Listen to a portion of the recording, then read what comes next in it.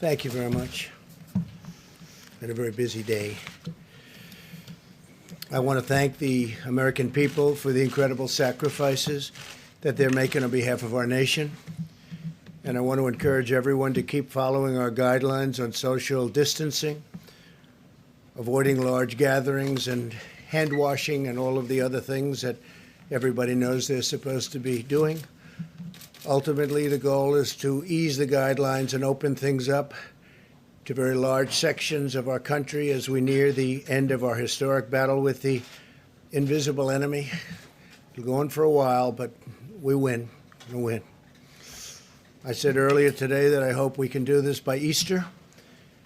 I think that would be a great thing for our country, and we're all working very hard to make that a reality.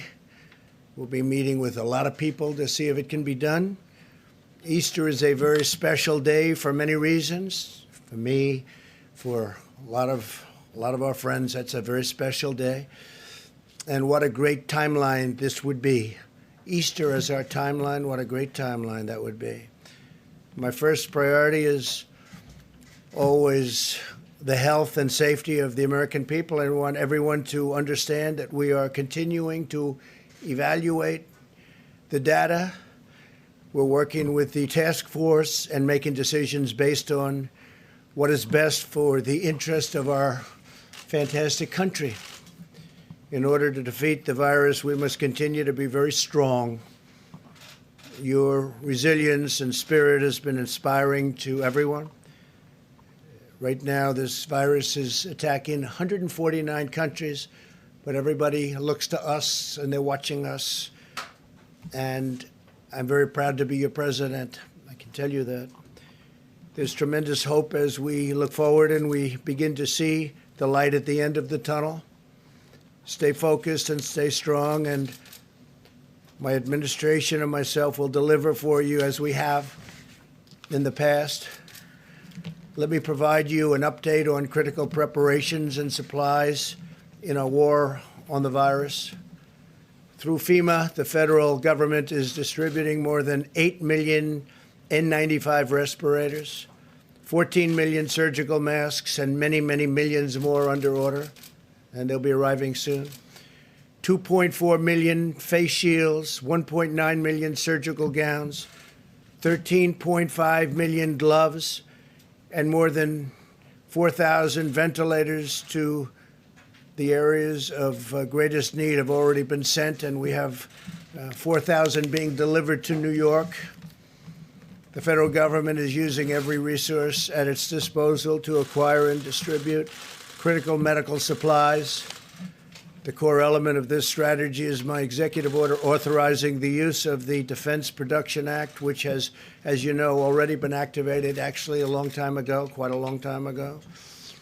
Private companies are heeding our call to produce medical equipment and supplies because they know that we will not hesitate to invoke the DPA in order to get them to do what they have to do.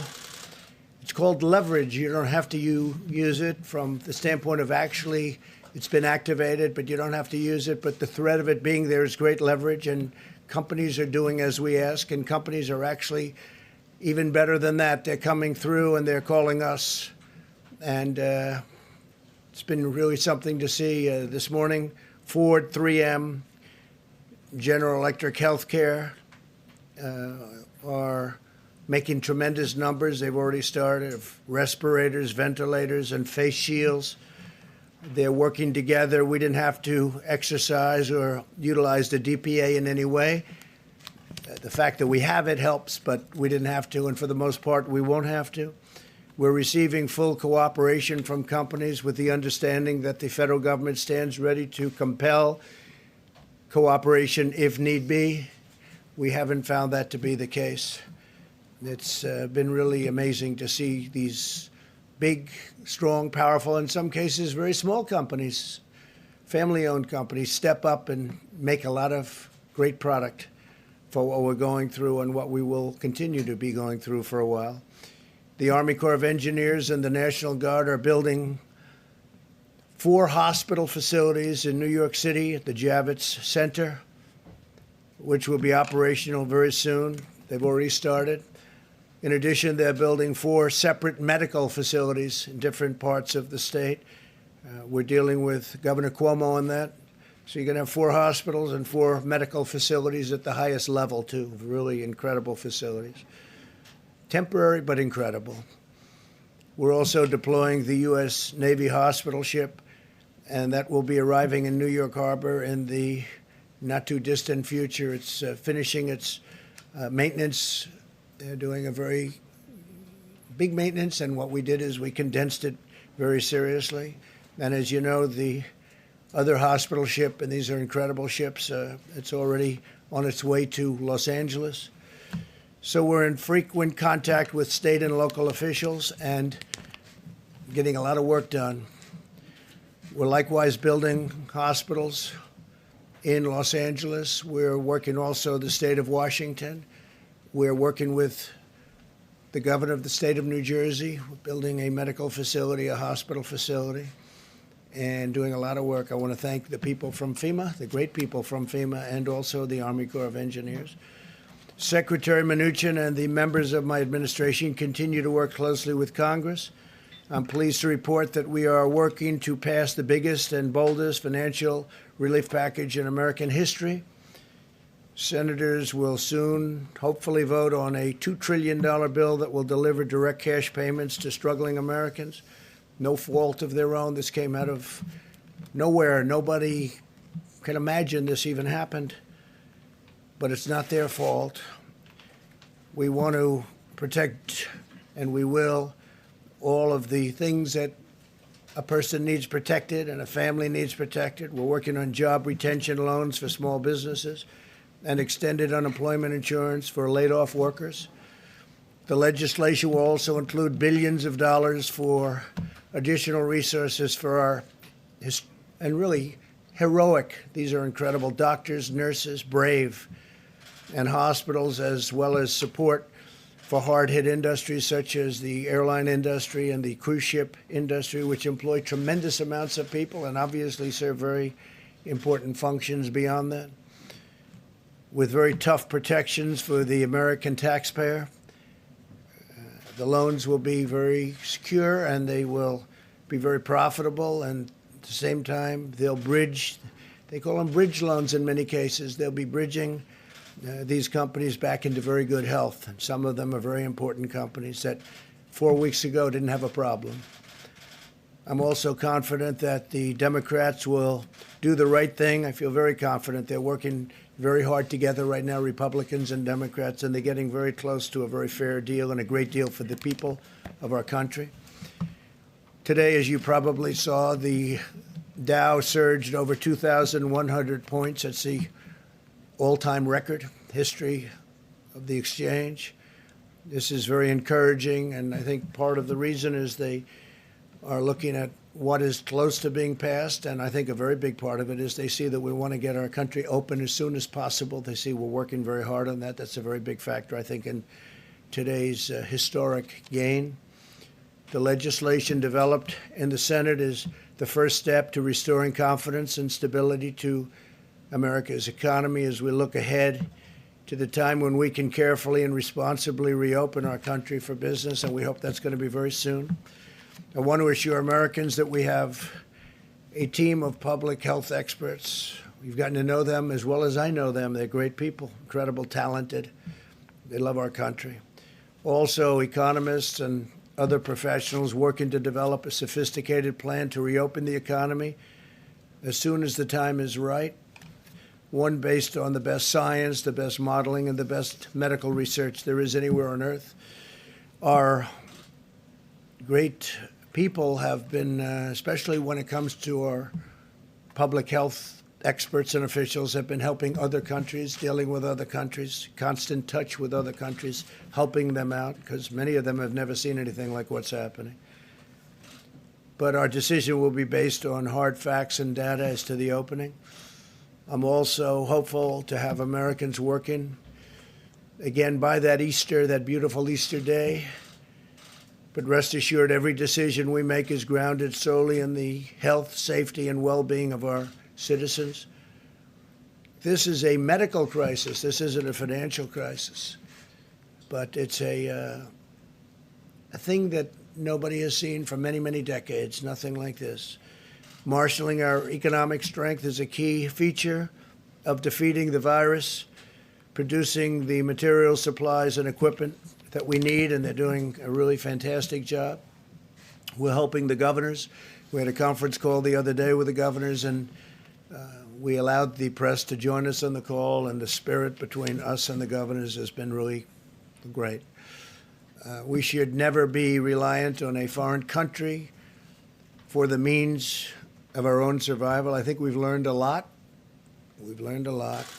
This crisis has underscored just how critical it is to have strong borders and a robust manufacturing sector. For 3 years, we've embarked on a great national project to secure our immigration system and bring back our manufacturing jobs. We brought back many jobs, record numbers of jobs. And this really shows, this experience shows how important borders are. Without borders, you don't have a nation. Our goal for the future must be to have American medicine for American patients, American supplies for American hospitals, and American equipment for our great American heroes. Now both parties must unite to ensure the United States is truly an independent nation in every sense of the word. Energy independence, we've established that.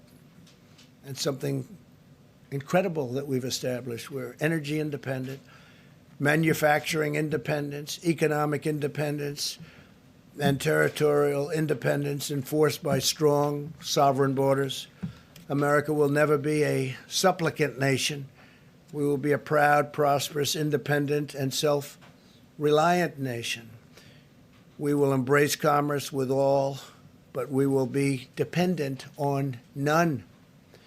Above all, we know that the best thing for our economy and the world right now is a very, very powerful victory over the virus. Every day, the American people are showing the unity and resolve that has always defined the character of our nation.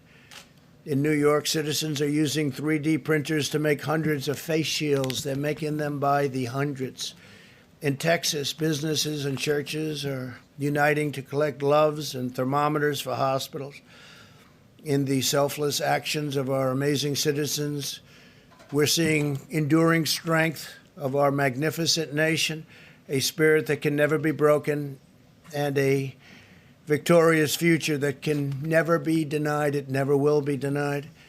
Now what I'd like to do is perhaps ask a person who has really established herself as maybe the world's great expert on what she does. If I could ask Deborah to come forward and say a few words, and then I'll ask Tony to come up and speak, and then our Vice President, and then we'll take a few questions, and we'll do it quickly, and we'll probably see you again tomorrow. So, Deborah, please. Thank you. Thank you, Mr. President. I think those of you who heard the town hall, we are continuing to accelerate testing at a record rate. We now have 370,000 tests that have been done. The majority of those, over 220,000 in the last 8 days, which those of you who have been tracking the South Korea numbers put us equivalent to what they did in 8 weeks that we did in 8 days. This was made possible because of the HHS team working together, bringing together the strength of the FDA with the CDC and under the leadership of Secretary Azar. We're very proud of those numbers, but we know that we have to do more, and we continue to accelerate in testing to ensure that those who need the test are tested first and have access. As we talked about yesterday, we're working on the ability for people to take their own sample. That does not mean home testing. That means taking your own sample in the front of your nose with available swabs into normal saline that can be transported to the laboratories. That will allow and free up all of the drive-thrus to be very sparing on PPE, because you'll be able to do that with gloves rather than the full PPE outfits. This will allow for more of that PPE to be dedicated to our hospitals. I think those of you who are tracking this epidemic closely, like I am, you will begin to see that there is encouraging results coming out of Italy. We are impressed by the decreases that are seen in mortality, the number of people succumbing to this illness, and the number of new cases. Our new cases will continue to surge because we're still working on our backlog, although we will be in touch with the laboratories after this press conference to really find out how many are still in backlog and how many were run in the last 24 hours. Until we can get into a 24-hour cycle, we're going to have disproportional number of new cases compared to the actual new cases, and we will let you know when we've reached that equilibrium. Finally, and I know Dr. Fauci will talk about this further, we remain deeply concerned about New York City and the New York metro area.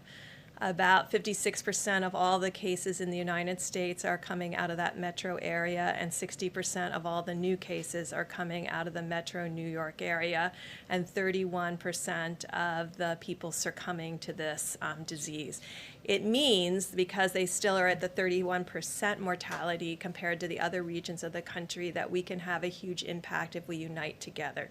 This means, as in all places, they have to be following the presidential guidelines that were put out 8 or 9 days ago, and this will be critical. But to everyone who has left New York over the last few days, because of the rate of the number of cases, you may have been exposed before you left New York. And I think, like Governor DeSantis has put out today, everybody who was in New York should be self-quarantining for the next 14 days to ensure that the virus doesn't spread to others, no matter where they have gone, whether it's Florida, North Carolina, or out to far reaches of Long Island. We are starting to see new cases across Long Island that suggest people have left the city. So this will be very critical that those individuals do self-quarantine in their homes over these next 14 days to make sure they don't pass the virus to others based on the time that they left New York. So if they've already are 4 days out, then it's just 10 more days. So I thank you if you help get that message out to others. Dr. Fauci? Thank you very much, Mr. President. Deb. I want to just talk very briefly about 2 or 3 things. First, the issue of testing and how that has really changed the complexion of the approach that we're going to be able to take. Testing was an issue. We had many questions of testing in this room for a number of times. Now that we literally have hundreds and hundreds of thousands of testing out there, there are a few things that we can do with that. One of the things is that when we make policy about what we're going to be doing with the rest of the country, particularly those areas that are not hot spots, we need to know what the penetrance of infection is there. So we need to put a light on those dark spots that we don't know. We have to act policy-wise on data, and we're going to be getting more data, a lot more data. The other thing is that the areas of the country that are not hotspots, that are not going through the terrible ordeal that New York and California and Washington State are going through, they still have a window of significant degree of being able to contain. In other words, when you test, you find somebody, you isolate them, you get them out of circulation, and you do the contact tracing. When you have a big outbreak, it's tough to do anything but mitigation. We have an opportunity now that we have the availability of testing to do that. So you're going to be hearing more about how we can inform where we're going, particularly because we have the ability to test. The second thing is I just want to reiterate what Dr. Birx said about New York. It's a very serious situation. They've suffered terribly through no fault of their own. But what we're seeing now is that, understandably, people want to get out of New York. They're going to Florida. They're going to Long Island. They're going to different places. The idea, if you look at the statistics, it's disturbing. About 1 per 1,000 of these individuals are infected. That's about 8 to 10 times more than in other areas, which means when they go to another place, for their own safety, they've got to be careful, monitor themselves. If they get sick, bring it to the attention of a physician, get tested. Also, the idea about self-isolating for 2 weeks will be very important because we don't want that to be another seeding point to the rest of the country wherever they go. And then thirdly, just one comment about drugs and the testing of drugs. You know, you heard yesterday about drugs being out there that physicians on an off-label way can prescribe it to give people hope of something that hasn't been definitively proven to work, but that might have some hope. I don't want anybody to forget that simultaneously with our doing that, we're also doing randomized clinical trials on a number of candidates. You've heard about candidates, but there are others in the pipeline where we'll be able to design the study, and over a period of time, particularly since we have so many infections, we'll be able to determine definitively, are these safe and are they effective? We're talking about remdesivir, other drugs, immune sera, convalescent sera, monoclonal antibodies. All of these are in the pipeline now, queuing up to be able to go into clinical trial. So I'll stop there and talk. Thank you, Tommy. Good job. Larry, how about just a quick few minutes on how we're doing over at the Hill? Thank you, sir. We're gaining great progress on this Phase 3 legislation. Negotiations continue. We've had continued reports. I've been up there with Secretary Mnuchin. Secretary Mnuchin continues today with Chief of Staff Mark Meadows, checking in with the President. They're getting closer and closer. They expect to vote as soon as possible. I just want to walk through a couple of key points. This legislation is urgently needed to bolster the economy, provide cash injections and liquidity, and stabilize financial markets to get us through a difficult period, a difficult and challenging period in the economy facing us right now, but also to position us for what I think can be an economic rebound later this year. We started the year very strong, and then we got hit by the coronavirus in ways that probably nobody imagined possible. We're dealing with that as best we can. This package will be the single largest Main Street assistance program in the history of the United States. The single largest Main Street assistance program in the history of the United States. Phase 2 delivered the sick leave for individuals, hourly workers, families, and so forth. Phase 3, a significant package for small businesses. Loan guarantees will be included. We're going to take out expenses and lost revenues. As the President said, eligibility requires worker retention. We will maintain, the people eligible will maintain their payrolls during this crisis period. And on top of that, we will have direct deposit checks of roughly $3,000 for a family of 4, and that will bridge to enhanced, plussed-up unemployment insurance benefits that will essentially take those up to full wages. This is 1, 2, 3, 4. You know, a strong workforce requires strong business. You can't have a job without a business to work for. And the hope here is that the companies that were operating very well at the beginning of the year when the economy was in good shape, we will help them and their employees get through this tough period so they will come out the other side, let's say this later this spring or summer, and will continue their operations. That's the key point. Now, don't forget, there's income tax deferrals for individuals and corporations without interest and penalties. There's student loan interest and principal deferrals without any penalties. And finally, I want to mention the Treasury's Exchange Stabilization Refund. That will be replenished. It's important because that fund opens the door for Federal Reserve firepower to deal a broad-based way throughout the economy for distressed industries, for small businesses, for financial turbulence. You've already seen the Fed take action. They intend to take more action. And in order to get this, we have to replenish the Treasury's emergency fund. It's very, very important. Not everybody understands that. That fund, by the way, will be overseen by an oversight board and an inspector general. It will be completely transparent. So the total package here comes to roughly $6 trillion, $2 trillion direct assistance, roughly $4 trillion in Federal Reserve lending power. Again, it'll be the largest Main Street financial package in the history of the United States. Liquidity and cash for families, small business, individuals, unemployed, to keep this thing going. We're heading for a rough period, but it's only going to be weeks, we think. Weeks, months, not going to be years, that's for sure. And hopefully pave the way for continued economic recovery after this crisis departs. Thank you, sir. Thank you, Larry. I've been hearing that voice for so many years, like 30 years or more maybe, and it's a great voice and it's a great man. So Larry Kudlow, thank you very much. I want to say that that package, and we went over parts of it, but pretty big parts, it really sets us up to, I think, even supersede where we were a month ago. I think we can get up there quickly, and I think it allows us to supersede. It allows us to help these great companies that need help, like Boeing, which is, had a problem, and then on top of that problem, it had the virus come in. But we'll be helping Boeing, we'll be helping the airlines, we'll be helping the cruise lines, we'll be doing a lot of things, and the money will all come back to us, and it'll come back to us in a very strong form.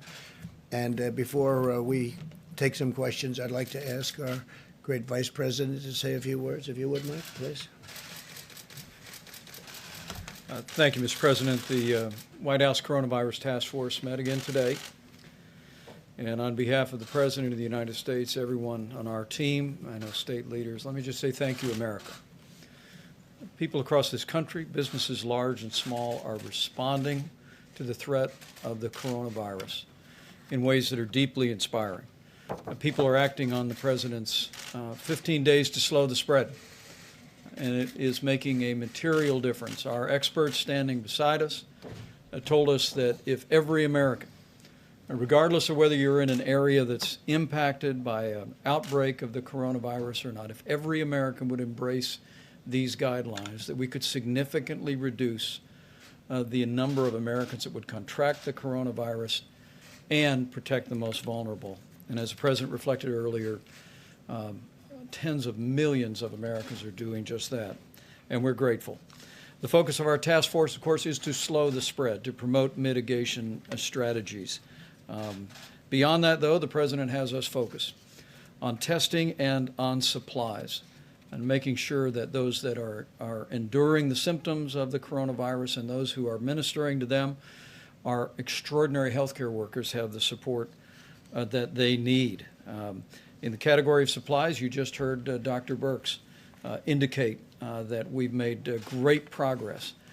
We have done more tests in the last 8 days than were done in the previous 8 weeks, and it's because of the public-private partnership that the President forged with commercial labs. And I would encourage people around the country to remind your family members and friends, if you don't have symptoms, don't get a test.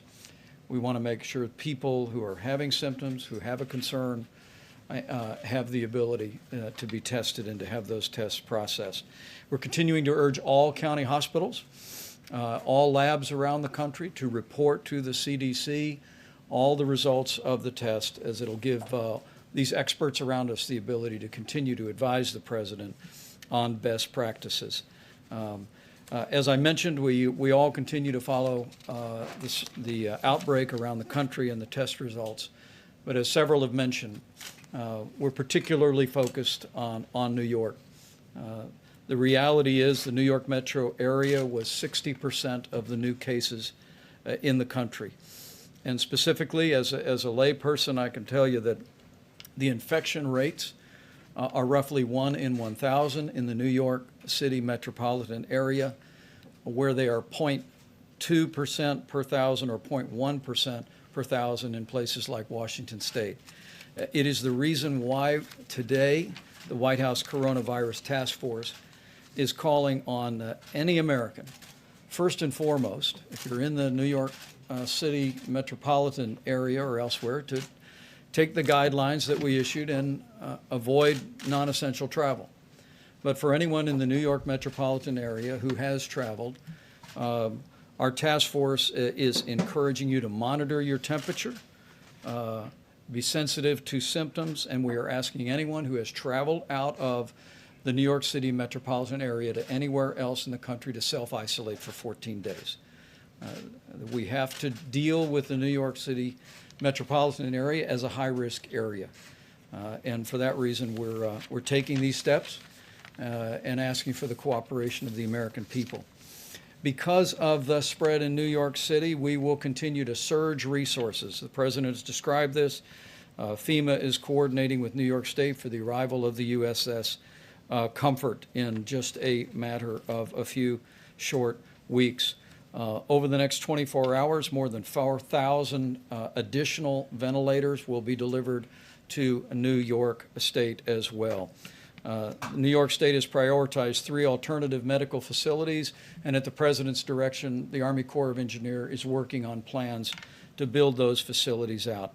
You've heard the President speak about the Javits Center, the addition of 1,000 beds, and we'll continue. I want the people of New York City and the greater New York City area to know that we're with you. We're going to continue to provide resources to support your state and local officials as they confront the spread of the coronavirus in that great city. On the subject of supplies, we had team meetings today at FEMA, which is working on identifying the critical personal protective equipment and ventilators.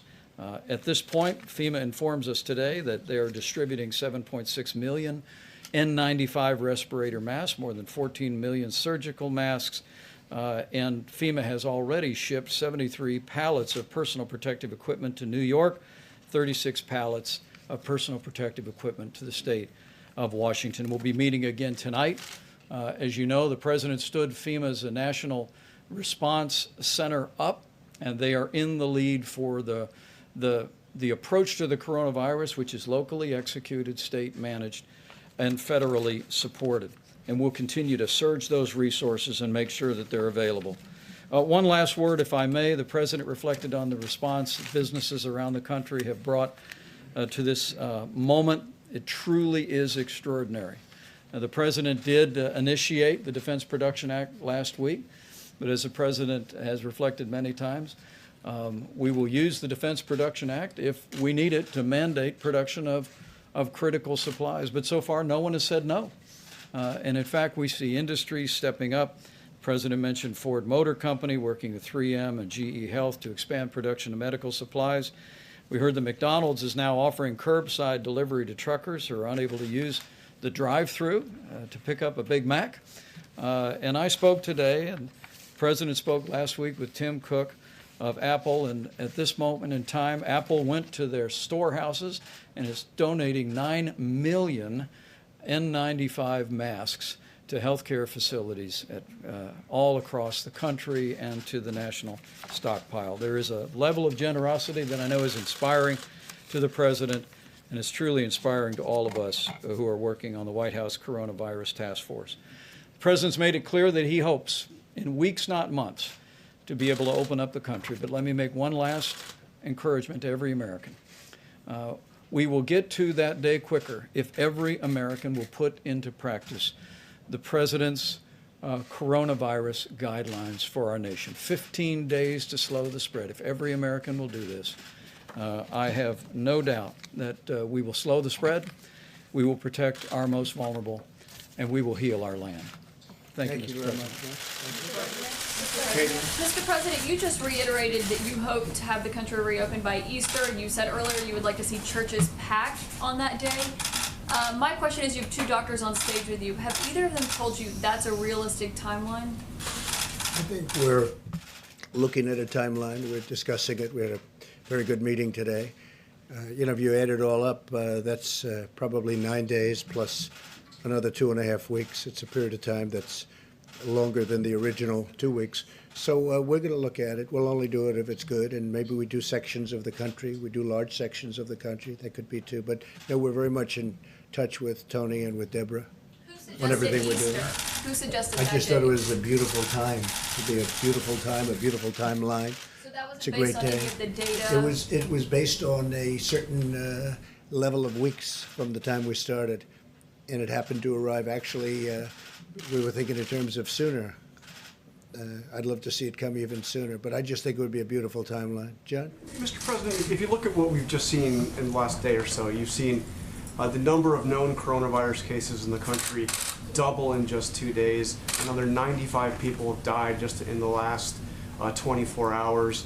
New York's governor is saying this is spreading like a bullet train across the country, and the governor of Louisiana is saying that his state may not be able to handle the cases that they're facing by early April. So what are you seeing in all of this that leads you to think Yeah, that we we're could working with all reopen of by them, sure. Easter or even earlier? Sure. We're working with all of them. We can be talking about large sections of our country because there are sections of our country that you didn't talk about that are doing unbelievably well. They have very little incidence or problem, very small numbers. It's very possible that they won't be ever subject to what's happening in New York. New York is definitely a hot spot. There's no question about it. And you know what we're doing in New York to try and help. And I think we're doing an incredible job. We're going to have the hospitals up quickly, the medical centers also quickly. But we'll just have to see. We have to follow it. We have to see. We're going to look at that curve. We're going to see when it starts coming down. And we'll do the best job that can be done. John, please. Question for you, Mr. President, Dr. Fauci, if we could. Just when looking at this idea of an Easter timeline, and I don't know that's probably flexible, what are the metrics by which you will make the decision as to whether you can say, yes, we can open up this area of the country, or no, we can't open up that area? I mean, will you be looking at disease numbers? Will you be looking at possible containment, isolation? I think we'll be looking at a lot of things. We'll also be looking again at very large portions of our country. And I will be guided very much by Dr. Fauci and by Deborah and by some of the other professionals that work with both of you. And we're going to see what will be. But that would certainly be, I think that's a goal that perhaps can happen, or at least for a very large portion of our country. Dr. Fauci, since, as the President said, you and Dr. Birx and others will be guiding him and making the decision, where are you now with this timeline of 19 days from now? So, I mean, that's really very flexible. We just had a conversation with the president in the Oval Office talking about, you know, you can look at a date, but you got to be very flexible. And on a literally day by day and week by week basis, you need to evaluate the feasibility of what you're trying to do. And John, you asked for, you know, what kind of metrics, what kind of data. When you look at the country, I mean, obviously, no one is going to want to tone down things when you see what's going on in a place like New York City. I mean that's just, you know, good public health practice and common sense. But the country is a big country, and there are areas of the country, and I refer to this in my opening remarks, that we really need to know more about what the penetrance is there. So if we do the kind of testing what we're doing, and testing will always be associated by identification, isolation, and contact tracing, and you find after a period of time that there are areas that are very different from other areas of the country, you may not want to essentially treat it as just one force for the entire country, but look at flexibility in different areas. So I think people might get the misinterpretation. You're just going to lift everything up, and even somebody's going like that.